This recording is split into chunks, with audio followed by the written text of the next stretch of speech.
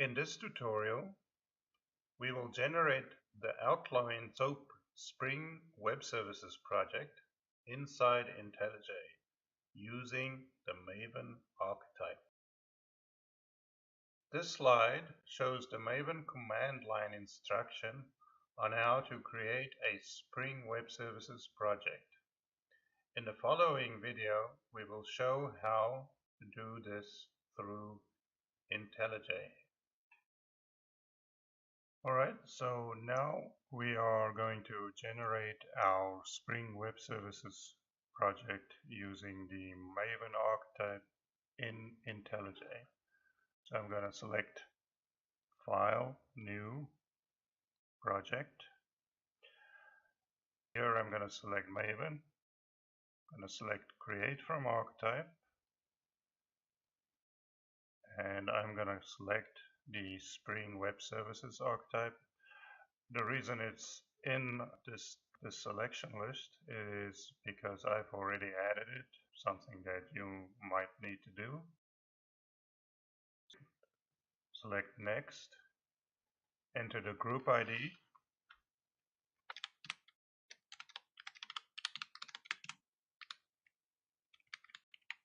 enter the artifact ID,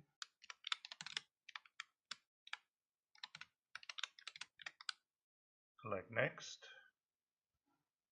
leave all the defaults in this pop-up, change the project name, just add the dashes in here, select Finish. I'm going to open this project in a new window.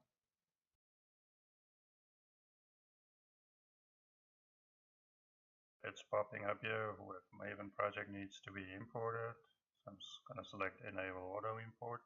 Now, as we can see down here, it actually ran the Maven Archetype create in its built-in command line, and it built the whole project structure for us.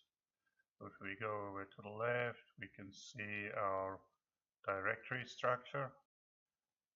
It's created a web.xml, a Spring servlet XML, and the pom.xml, which is open right here.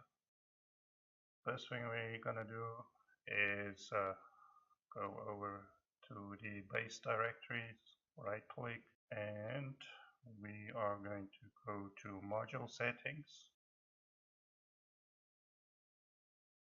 In the module settings, we look at Spring, and it says unmapped Spring configuration files, Spring servlet.xml. So we're going to add it, and it's found the Spring servlet.xml, which is a Spring configuration file for us. So we're just going to add it here. And we look at web.xml, and it's actually found the web.xml descriptor for us. Just select apply and OK. And now we are ready to start looking at our POM and changing our POM according to requirements. When we look at our name, we see that it's generated a big name, so we will change the name. We will also change the URL.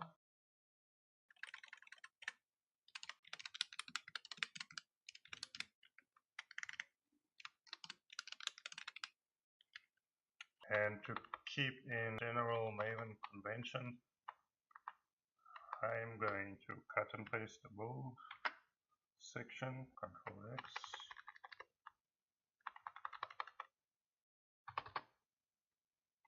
Control V. We notice here in our Maven compiler plugin, it has generated the POM file at the baseline of Java 1.5. And let's say our fictional insurance company works on 1.7. So we'll just change the versions to 1.7. And then we also see it's added a Tomcat Maven plugin, and this one is at version 1.1. So what we're going to do with the Tomcat plugin is upgrade it to version 7.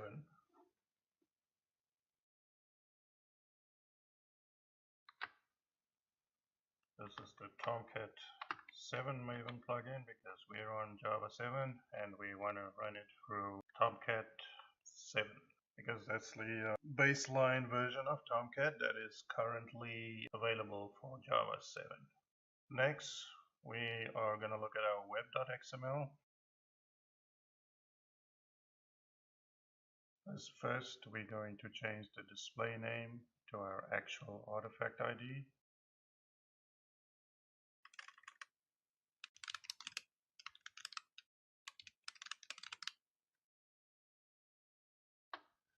The second thing that we will have to do in our web.xml is to set up a transform whistle location parameter for the message dispatcher servlet.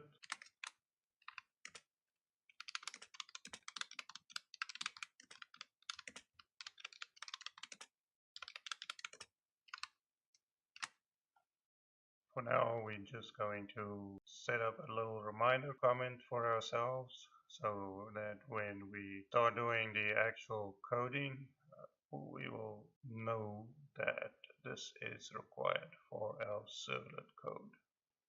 Next, we are going to look at the Spring WS servlet XML that was generated for us. This is the Spring application context. As we have seen, it was picked up by IntelliJ in the module settings. We see here that an annotation-driven element was generated for us. This element will enable the Spring at payload root in our Spring endpoint class. So we'll just add a little comment here.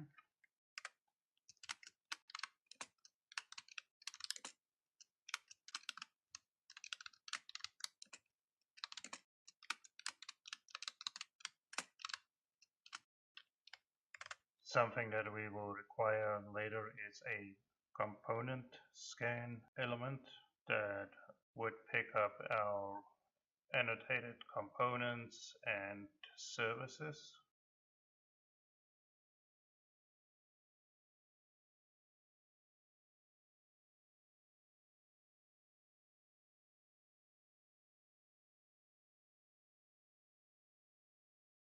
Another element that we're going to need here at a later stage is the dynamic whistle generation element. This will be required to dynamically generate the whistle document from our XSD documents.